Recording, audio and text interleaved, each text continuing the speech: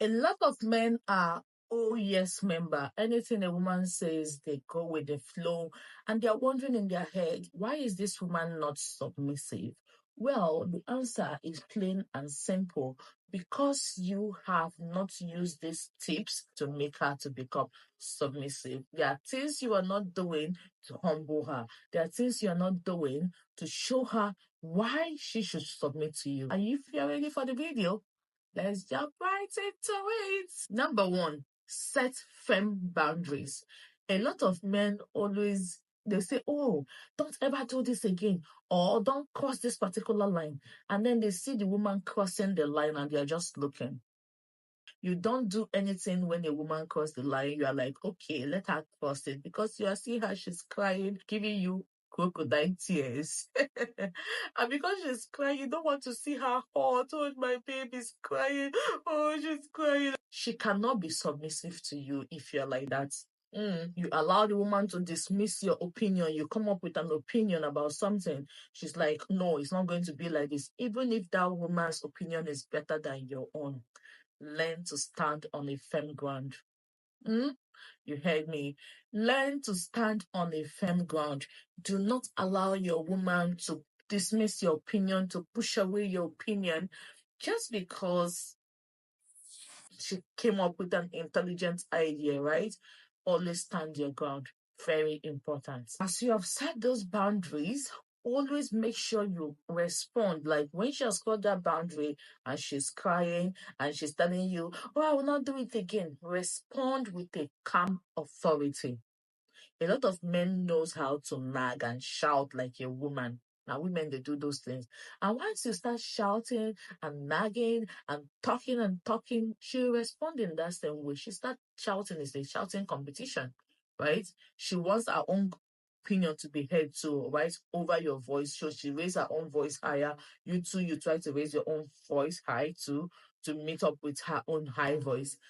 At the end of the day, it becomes a dog's breakfast. But when you respond with a calm authority, any day you shout, that woman knows that the bulldogs are out and it's time to go and hide. She knows that this man do not do this often. If she's doing this today, that means I have definitely crossed the line. Always acknowledge her feelings, but do not allow her to have the final say. And that is boundary for you. Yes, you acknowledge, oh, I understand why you are doing this, but do not allow her to have the final say in that conversation. Because once you do that, you will allow that person to keep walking all over you. Yes, I do understand why you did this, but don't ever try it again. You have crossed the line. Another way to make sure your boundaries are not being crossed is silence when she is shouting. When she is shouting and shouting and shouting, just shut up. Don't talk to her. Walk into the room and pretend you can't even hear. Don't even say anything. Just ignore. Why you need to set these boundaries and maintain these boundaries is because if you do not learn to set boundaries and maintain them, no woman will be submissive to you. And you do not want to be a pushover. You do not want to be pushed around. Okay? Number 2, maintain emotional detachment. Maintaining emotional detachment is a good way of getting that woman to be submissive, right? When that woman refuses to submit, become emotionally detached from whatever she is doing, from whatever she is saying. Okay? Do not respond. If it's something that you just walk away from the house, if it's something you guys have conversation every evening, don't do that anymore till she acknowledge that she is wrong. If not, you will just be a push around. But removing yourself will get that person to understand that what they have done or what they are doing to you is absolutely wrong, and they will come back and apologize. And that will get that person to become submissive.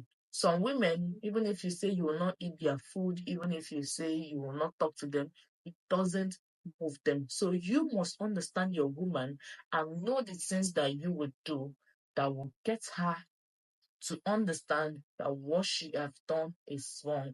And she comes back to apologize. If not, you'll just be there having conversation with someone and she'll just be pushing you around. There'll be no submission in the marriage. There'll be no submission in the relationship. Number 3, You can only earn respect through consistency. When you set boundaries, stick to it. When you are maintaining emotional detachment, stick to it until you get the result. Because when you are doing these things and then you back out, you do it a few times and then you stop doing that, the person will still feel like you push around and the person is not going to be submissive.